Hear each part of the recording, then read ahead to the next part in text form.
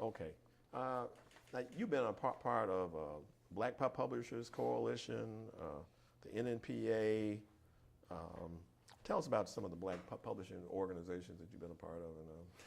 Well, I created the Midwest Black Publishers Coalition, and that came about after successfully launching a group in Minnesota called the Minnesota Minority Media Coalition. In maybe 82, 83, I went to other owners who were Black, Asian, Latino, and Native American and said, all of us have the same problem. We go into a company with our 10,000 or 20,000 circulation, and the company says, I like you, I appreciate you, but we're doing big business and you're not. Get the hell out of here, you know? So we get ceremoniously escorted out, invited to come back during Black History Month or Asian History Month or Indian History Month, but not to do real business. They think that we're not real business. I said, you know, that's not right. Number one, we are real and we deserve to be heard, and we are the conduits to our community. So I developed this language about what is preferred access, and language that said culture matters. Culture is an asset, not a liability, because before that time, you'd have to apologize. White people expected you to apologize for being Black.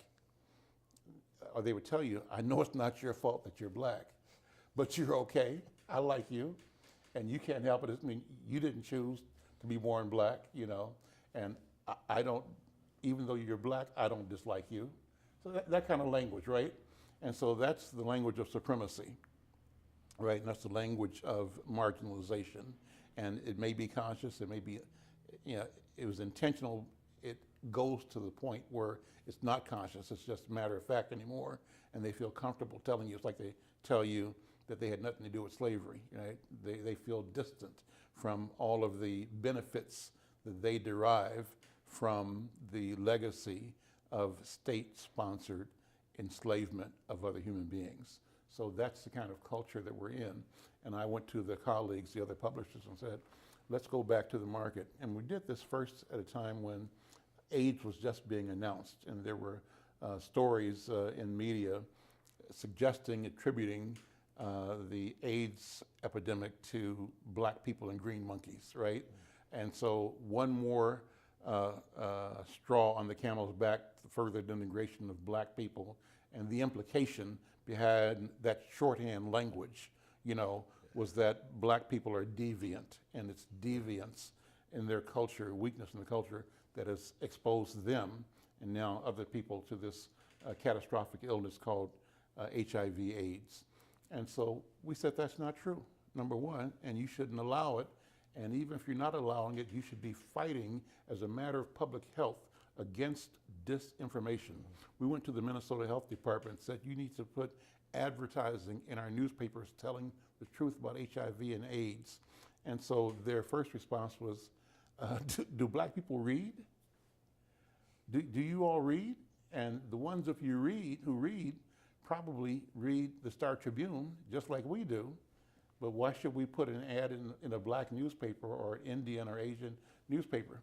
And so I said, well, let me ask you this. Have you ever heard of Jet Magazine? I said, no. Ebony? No. So the point is, we read, we just don't read what y'all read. I can give you the demographics to show you the drop off in circulation in my zip code, 55411, where in white and suburban communities, the penetration of the Star Tribune might be 70%. In my neighborhood, it's 7%. Nobody wants to read the Star Tribune. Why would I want to read somebody who always says that I'm the problem and they're lying? Why would I want to read something that says that society news is white people getting married but never Black people? Why would I want to read something that always casts me in the image of the problem? I don't want to, and I don't. And my neighborhood doesn't read it. And if you want to reach our community, you have to reach them through my newspaper, our radio stations, et cetera. That was the argument we made. and we prevailed after time. It took a while. We had to fight, and we got them. So that's how we started the Minnesota Minority Media Consortium, and I started getting contracts from state agencies and then businesses and the university, and all of us got business together that none of us could get alone. That was the principle. So I use that as a business principle. I write this and I tell people that my wife Bobby and I have decided early on that our path to success and wealth, hopefully, I can't say we've gotten there yet, but our path to wealth is in helping other people become successful and wealthy as well. And the demonstration of that is the creation of the Minnesota Multicultural Media Consortium. That's the new name for it. It was Minnesota Minority Media Coalition. But the consortium enables these other media and insight to get advertising dollars that none of us would have gotten alone. I took the principle and reached out to black newspaper owners who were all members of NNPA. I was a member, National Newspaper Publishers Association. And I was a young member coming in. I went and reached out to people like Bill Garth at the Citizen newspaper in Chicago. Chuck Kelly owned the Michigan Chronicle, the Michigan Citizen, not the Chronicle, right, Michigan Citizen. I reached out to Sam Logan, though, or not Sam Logan, but let's see, what was the dean at the Defender? John Sinstack. Yeah. Met with John Sinstack. Met with Sandra. Can't think of her name now, but the Toledo Journal, the Milwaukee Community Journal, right. The Milwaukee Star newspaper, the Chicago Crusader, Dorothy Lavelle. I think Ibn Sharif had a paper in Chicago. But I went to all of them and said, why don't we start an organization that we all invest in, and then this organization go after business for the group. And we did that, and we were successful. We created Midwest Black Publishers Coalition, me as president and CEO, and we were able to get contracts with Target, Dayton Hudson, Marshall Fields Company, Coca-Cola, Nordstrom, some other accounts. We did several $1 million worth of business over several years. So this is 2002? I think we started in about 2002. Yeah, I think I got, okay. Yeah. I got the right note. Yeah. All right. Yeah. That's great. So that lasted about 10 years, and then that kind of disappeared because the market shifted on us. But the principle was collaboration. I continued to be active as a member of NNPA, going to our conventions usually 3 to 4 times a year, and then running and getting on the board as a member of the regional or the national board from this region. And then recently, I think I spent 1 term on the board of the NNPA Foundation, and then off a year, and then came back on the board of the foundation again and ran for chairman and spent 1 term as the chair of the foundation, which ended this time last year. Okay, let me just make a correction and say that the Midwest Black Publishers Coalition was founded, I guess, in 1992. Okay. And you became the president and CEO of it in 2002, or the president of it, or chairman, or what was it? No, I think, I can't remember the dates, number Okay. one. But we have 92 as a... When we started it, I was a chairman. Okay. I was founding and only chairman and president of the Midwest Black Publishers. Okay. I think 92 was the inception of the Minnesota Minority Media Coalition. Okay. Do you have that in there? I'm not sure. It's in there, but I'm not sure it's in the right place. I have to get the dates because I can't remember. 96 now, is it true that in 96 that Insight became the first African-American newspaper on the World Wide Web? I don't think so. No? Okay. I think we were among the first. I think Jake and the Afro, Jake Oliver. And the Afro and the Afro, those guys were on there first. Yeah. There were more on there, but we were among the first wave of African-American newspapers on the web. I believe that, but I do not believe we were the first. Okay, Yeah. all right. Yeah. Okay, so When do you think that the physical paper is going to stay with us? So, yes is the answer. My argument right now, I'm working with a major customer who is talking about everything going digital and not sticking with print. And that's a conversation, but print's going to be around forever. What's happening in print is specialization and niche opportunity.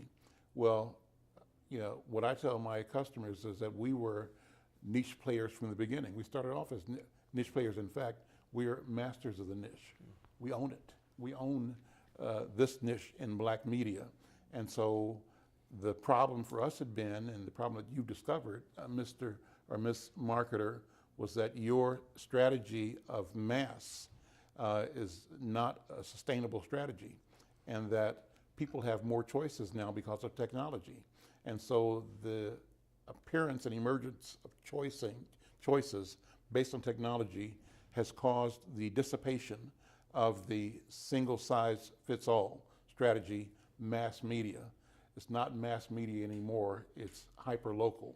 We have been hyper local from day one, and now we simply have the forest, the canopy dissipating, and light is shining on us. We're going to be here for a while, and I think we'll grow. Black papers will grow in power, in relevance, and in service to the community, and in revenue. But they will grow because they also are engaging and incorporating digital strategies to complement their print strategy. So that's why we are doing radio. I do the weekly radio program, Conversations with Al McFarlane. It's a cross-promotional opportunity. We do a television version of it, our website, and we do promotions, events that promote our brand, and we try to engage the community differently. One of the slogans I use, for example, is "Our health is our business." We won an award at NNPA a couple of years ago for the best community service project. The service project that won the award was the Insight to Health Fitness Challenge. I got together with people who are professional trainers, put together a program where we hold quarterly 10-week fitness challenges where we get and do just incredible workout. The reason is that obesity is a problem in the black community. I've been and suffered from obesity all of my life. And as I grow older, I needed to figure out what I can do to stay alive and to have a quality of life that makes sense, that I desire. And being physically active is the way to do it, one of the ways to do it. And how do you do that with properly? And so as often as not, we'll say, yeah, I want to work out, go to the gym, but we don't avail ourselves of this excellent training talent in our community. Why? Oh, it costs too much. Really? And my argument is we need to learn to invest in quality, and quality training is important. So I've assembled quality trainers that we invest in to have them create a quality experience for people that want to have a physical workout. We support that with medical support team and with lifestyle coaches and with nutritionists, and have a fairly robust and round program that brings people to experience improvements in their personal health. But that's not the end of it. The end of it is that we're a newspaper, and what we really are doing is creating a platform to develop content around healthy lifestyle and lifestyle change. And our objective is to be able to show the story, to create a place, a venue that we can document the story of individuals, men and women in our community who have adopted lifestyle changing activities around food, around working out with professional guidance, and will have benefit. We want to tell the story of 30 people to our audience of 100,000 every week, with the idea of changing the vocabulary of the community. We call that creating a public mind. How do we create a different idea in the mind of our community about who we are and what we deserve and what we desire? Okay. The paper comes out weekly, right? Yes. And your radio show, is that weekly? It's weekly, yeah. And the television show is? We do the show. Weekly or It's we do it kind of on a it's public access television. So what we do is we organize a series of 10 shows or 12 shows that we tape over a 4-day period, and then once those shows are taped, they're spaced out and they play out over a month or two. Sometimes they get repeated. Okay, okay. Now, what black radio is known for being a political force in the community, and people vie for time on black radio. I know. What role did Insight play, if any, in the election of Keith Ellison in 2007 and in the election of Barack Obama in 2008? Well, we think we played a major role in both. We played a defining role in Keith Ellison's election to the Minnesota House of Representatives before that, right? And so Keith probably announced his candidacy for state legislature through Insight News. And Insight News was one of the major and driving communications tools, encouraging and creating excitement, encouraging voter turnout, voter participation, and inviting people to support Keith in particular as he ran for the Minnesota House of Representatives for this district. Keith used to live 2 blocks down the street from where we are right now. He lives about 5 blocks from here now in another place. So this is his neighborhood. And we supported Keith's candidacy. He was a frequent guest on the Lucille's Kitchen Project. He was there all the time, presenting his analysis, his point of view, promoting his campaigns. And so we played a role there. When Keith decided that he was going to announce that he'd run for Senate or Minnesota District 5, House of Representatives, U.S. Congress, I think he announced that probably in Insight News as well. If not in Insight News, we were part of the announcement of his campaign, and we supported it from day one. So, yeah. Keith's campaign, Bobby Joe Champion, who succeeded Keith in his Minnesota House seat, we supported him. Bobby's since gone on to be in the Senate of Minnesota. Jeff Hayden was a member of the House in South Minneapolis. Now he's in the Senate. We supported his campaigns in both areas.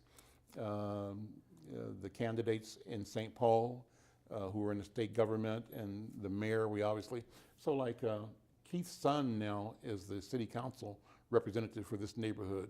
Jeremiah Ellison represents Ward 5. That's where we're sitting right now. And I can tell you that he displaced a Hmong gentleman, Blong Yang, who was the first Hmong member of city council out of this neighborhood. And when young Ellison showed up and put his hat in the ring, we put the energy around him and around his campaign, and he was successful, we think, in part because of our support. So, and in terms of organizing national support, local support for Barack Obama's campaign. Well, we reported on Barack all we could, anything we got, and that came through NNPA in particular. But everything that came from NNPA on Barack, we would use because we thought it was important. And we also monitored his work as president. Here's what was different. So with the Bush administration and previous administrations, even the Clintons, we were not part of the information network for the White House. When Barack became president, his people set up an office responsible for communicating with the black and other ethnic communities, and were intentional in generating a gazillion, pieces of information. We were inundated with updates, reports, news, press releases, and that's from getting zero before. You wanted to know about your federal government, you got to call, you got to find out, you got to ask, and who are you? We're real business and you're not. We'll get around to you when we can. That was the attitude in government as well as the attitude in business. Barack Obama changes the game. you're important, and I'm going to give you more information than you can ever imagine. And that's what he did. We brought Barack with the NNPA convention here, and after his first election, he sent his people out to address NNPA. And they came out and talked about what their expectations were. I just remember one of the high officials in Commerce Department reporting to NNPA. When we got to Commerce, we had no idea how big this operation was, how much money. My budget is $500 million. No, it's 500. I can't remember what he said now. It was either $500 million was the budget for the Department of Commerce, $500 million. Could have been bigger than that. I can't remember, but it was a huge number. It was half of something, you know. And but they said there's so much money moving this economy. We got to figure out how to get some of that money into our community. And that's what they did. And so what they announced then, that we took advantage of, my company, Insight News, I went to my colleagues at the consortium, and the Minnesota Multicultural Media Consortium put in a RFP response to create a broadband awareness and adoption program, 3-year grant. I think it ended up being a project for about $2.73 million. We were partnered with the University of Minnesota, and the grant ended up creating 10 public access computing centers, 4 in North Minneapolis, 3 or 4 in South Minneapolis, 3 or 4 in St. Paul, in the Black and minority communities. And these are computing centers that gave individuals and businesses free access to high-speed internet, and also training in the essential, suites like Word and PowerPoint, Excel, and what else you might use for internet, how to use internet for all kinds of things. So that's what we did. Now that was in 2010. Okay. I think, Yeah. Okay. Yeah. All right. Now But that was Barack Obama. Mm-hmm. Yeah. Mm-hmm. So let's see. Well, what's next? Now you have do you have a dream for? What the future of? So for me, the dream is to stay connected to the technology. So my daughter, Batala McFarlane, is now the publisher. She'll be the person that carries the business forward if she chooses to. I think she's choosing to, and I'm expecting her to. And her generation is all into the social media, and how do you create events, and how do you use what's the language of connectivity that is implied and is available. How do you reshape and recast the world given the tools that exist now that didn't exist before? I have come from the point of view that, the Frederick Friedman's book, The World is Flat, that geography is no longer a barrier, and that we are now, with technology, capable of creating collaborations with people around the planet. So Al McFarlane's vision and intent is to work on creating and reflecting, demonstrating global collaborations, and not just collaborations between big institution, big company, government, but at the ground level, at the micro level. Technology allows individuals and small groups to do things together that they couldn't do before. I want to explore what that means and how we can create business grow economies at the grassroots level by creating exchange using technology. And to do that, but my particular role is to document it and to promote it. As that's my journalistic mission, is to document and promote, to inform, to instruct, and to inspire. Okay. Now, when you look back at everything you've done to this point today in 2018, is there anything major that you would go back and change or redo? Yeah, I would spend more time with my family. I would have been better at being a dad and a husband. And I think I spent too much time focusing on my hope and my aspiration for the business, sometimes to the exclusion of paying attention to my house, my home, my wife, and my children. And so that's the regret I have. If I could do things differently, I would organize my life better and reflect that the most important things in my life are my wife and my children, more important than even the business. And so that's the difference. In that regard, tell us about your wife and your children. Well, my wife is like the divinity in my life. The divine is the presence of the divine in my life is expressed in my wife to me. It's my personal. How did you meet? Met her here in Minneapolis. It's a story I love to tell. I was so I'm the young Turk, young guy. People are saying my name from place to place. Al McFarlane. He's a rising this. He's a rising that. He's a journalist, Pioneer Press. Da da da da. And I remember going into a meeting in South Minneapolis at a place that's now called the Afro Center. It's no longer there. But Harry Davis, who was like the dean of the black community, was convening community people, saying we've got a lot of new young people here to help move our community forward. And he was introducing several people, and I was late to the meeting, but I walked into the meeting, luckily, and this happens more often than not, not more often than not, but often. I walk in just in time, and as I opened the door to walk in the door, he was saying, there's a young guy I want you to meet named Al McFarlane, and I happened to be walking in the door, so I walked to the center of the room and stood there, took my bow, got a little applause, appreciated that.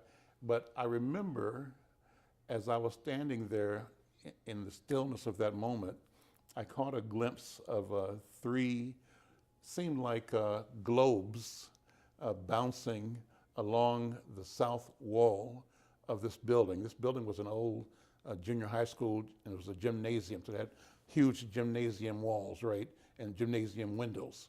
So, gymnasium high room. And so these three people were just sort of floating. It was three women with afros, gold and red and brown. And I just felt something, didn't know what it was. So it turned out that one of those was my wife, Bobby.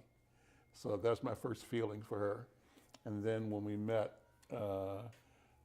she gave me a business card and said, you know my boyfriend, his name is so. I said, no, I don't know him. I don't want to know him. What's that got to do with anything? I want to know you. Yeah, so the rest was history. We ended up, I know I fell in love. I had the most difficult time saying that I was in love, or to say I love you was hard, because I know that it's serious. You can't just say that. You can't say that, unless you mean it. That's what I think anyway. And so we were sitting at her table one time and just talking, and Bobby had a way of looking at me, and when she looked in my eyes, it was like her gaze went beyond my eyes into my throat, down past my heart, into my stomach. She could see everything, all of me. And this gaze was something I'd never experienced before. I'd never, ever had seen anybody that had the power, almost like X-ray vision, to see me and to scan me. And I knew I was being seen in a way that I'd never experienced before. And in the course of an evening after dinner, sitting there talking and chatting, I think she told me she loved me, and she sat there and smiled, was waiting for me to say, how I felt. And after a while, I finally got the courage to say, I love you, because you don't want to be rejected, and you want to be true. I knew I felt it, but I couldn't make my voice say it. But I finally did say it, and when I said it, it was another powerful moment. So it was like an intergalactic, interstellar experience. I think she'll be angry for me saying this, but I'm going to say it. Now, this I will say. We stood up and took our clothes off and stood there naked in the middle of this room. And as we stood there looking at each other's eyes, it seemed like the roof disappeared. The walls of the room disappeared. The floor dropped away. Bobby and I stood there in the silent darkness of space for an infinite, eternal moment. We recognized that we knew each other from before, that we've known each other forever, and that we simply were fortunate enough to rediscover ourselves. We figured out that this is probably a pattern we've repeated over 1,000 years. We die and we come back to find each other. We spend 100 years together, we die again, and we come back. That's what I think, that's the feeling I had. So how would you not treasure that discovery? And so my failing has been in not paying attention to the value of who I stood before and who I was with, and that this relationship is eternal, and it's what it is. It's godly. Okay, we'll pause here again.